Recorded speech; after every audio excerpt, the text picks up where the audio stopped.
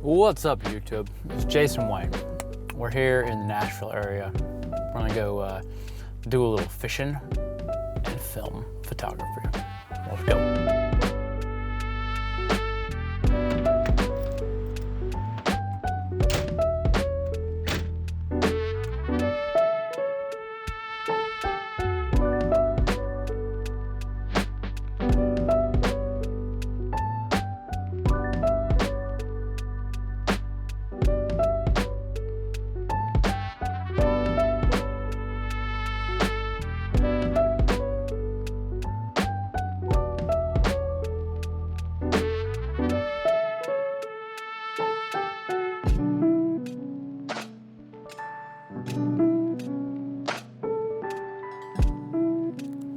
Now, we're gonna do 645 Pentax. We're gonna put on this 45mm lens. All right. Then we have some Fuji 100. Let's try it out. Oh, I'm getting a bite. Hang on.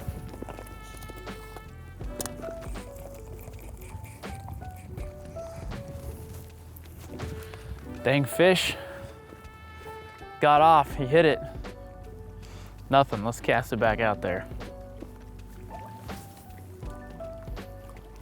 All right, here we go. Like I was saying before we were interrupted by the fish, I've never shot this film before. I'm pretty excited to try it out. My friend says she absolutely loves it, so we're gonna give it a go. Loading this guy up can be fun. All right.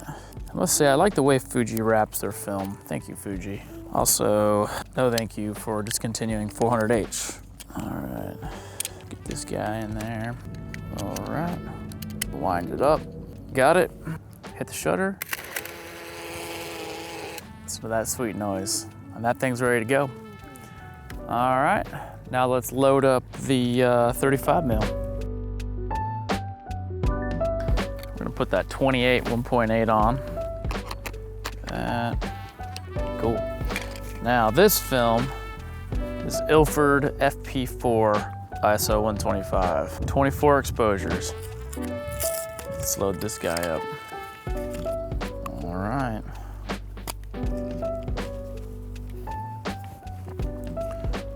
This is the Canon EOS 1V.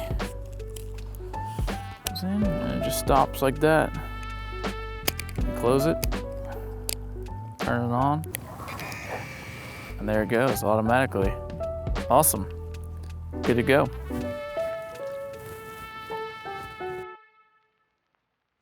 All right, let's dig in here and get the spot meter. Here we go, we're gonna need this. All right, so let's start off with the 645. So we're at 100 ISO. Something I'd like to work on today is, at least, figure out is what these two films look like compared to each other. 35mm looks like compared to the medium format. Then what kind of characteristics these films have. So we'll go ahead and set the ISO on the camera to 100. Do the internal meter, and we'll see what that does. And we'll compare it to our spot meter as well, or our light meter. Let's take a look at this shot here. Let's get something lined up we like.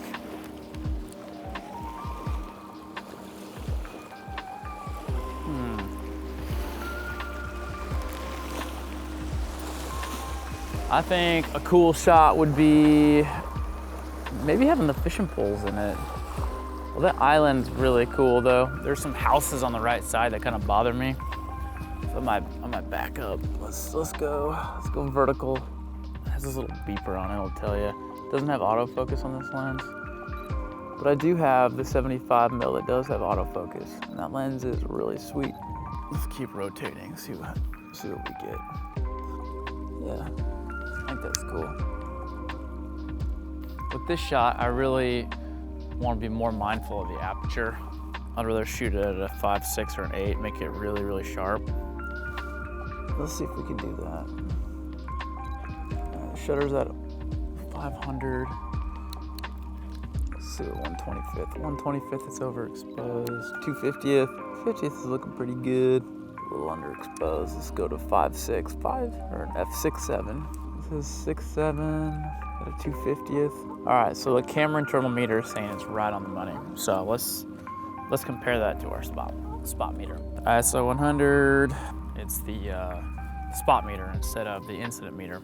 Okay, and that's gonna help us to. We're gonna be able to look through this thing here and judge our tones individually. So let's check those out.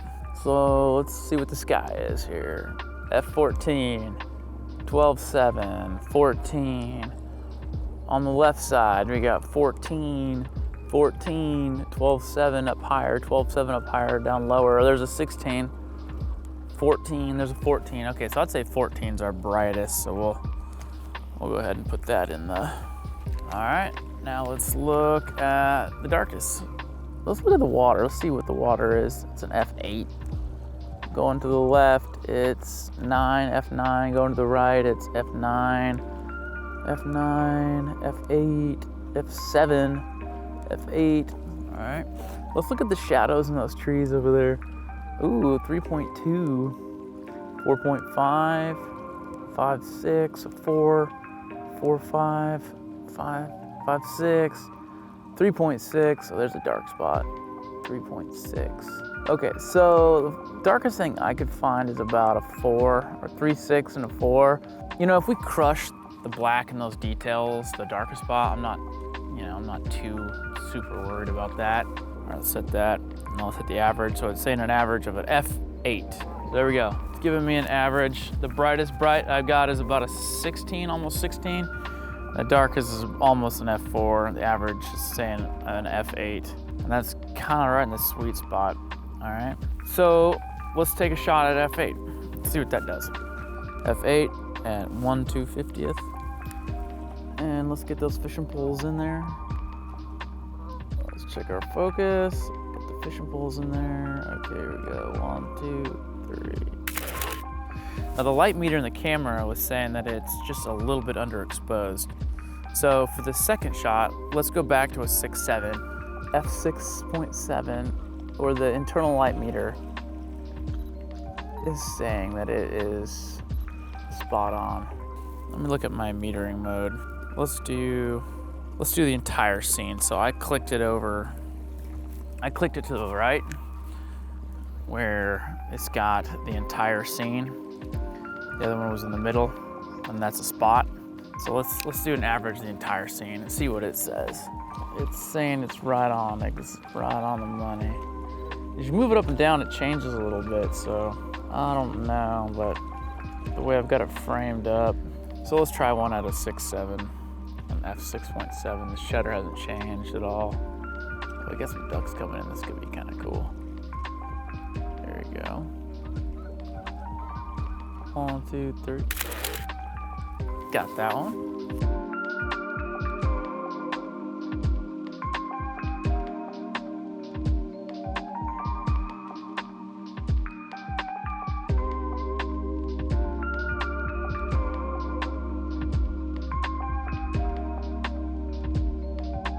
All right, now let's try a little bit different metering. For this one, I'm gonna do a different method.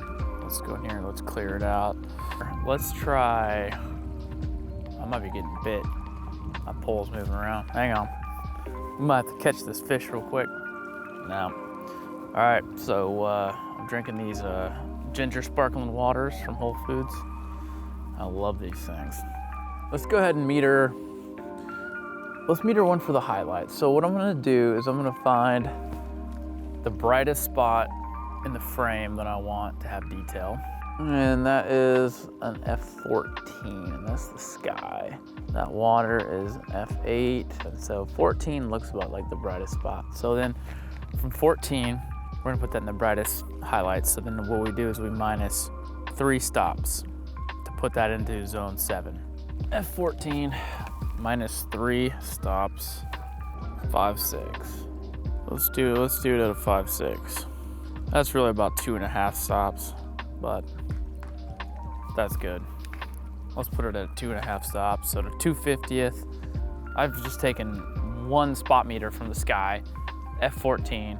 I minus 2 stops, and we're gonna shoot one at an f5.6.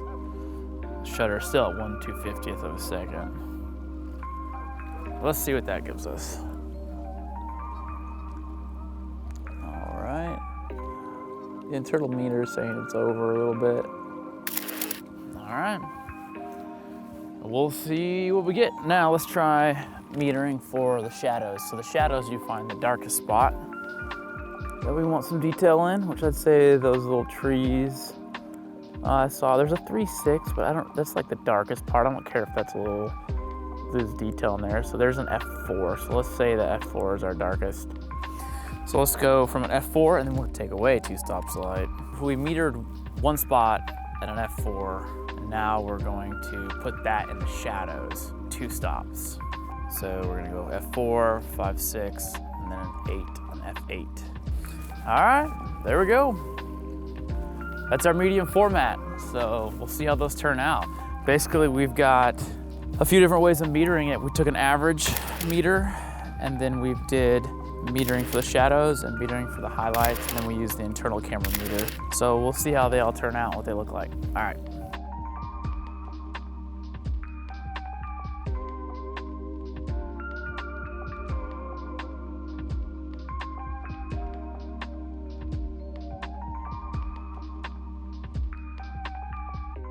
All right, guys, so now let's switch over to 35 mil.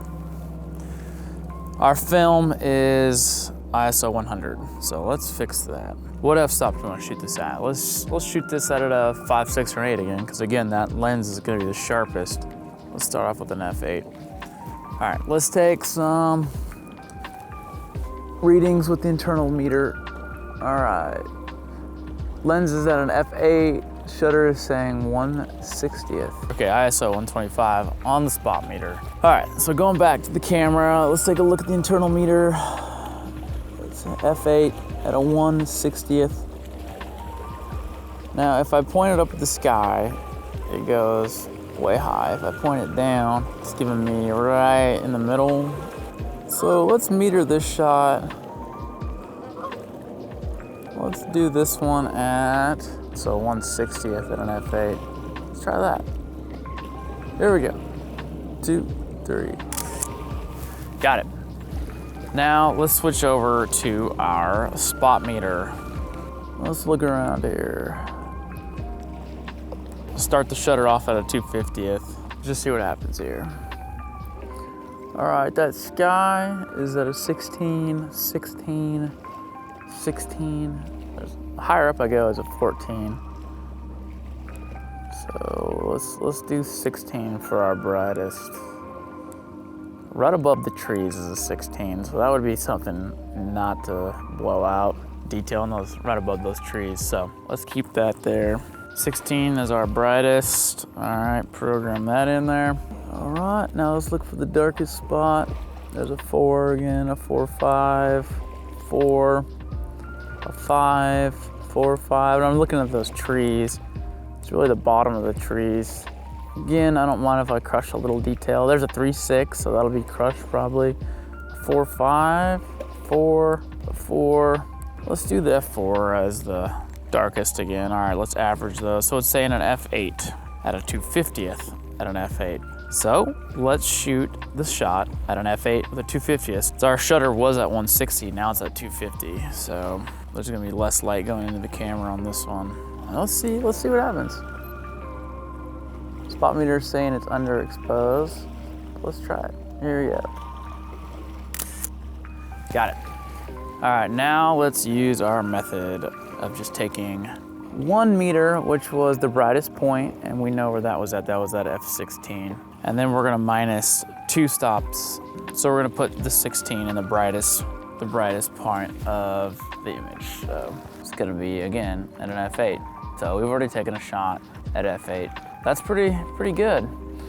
Let's do one for the shadows this time. So we're not gonna take that shot because we just took an f8 and that was our average. So let's look at the darkest spot again, and that was a f4.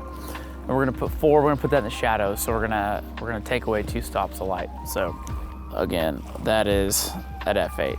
So, I mean, looks like the correct exposure is, it really looks like the correct exposure is at f8, the 2/50th. So we've taken that already. So, all right, there we go.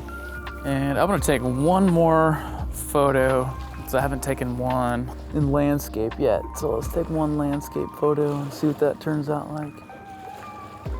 I like having a little foreground in the front, the rock. There we go. 2, 3.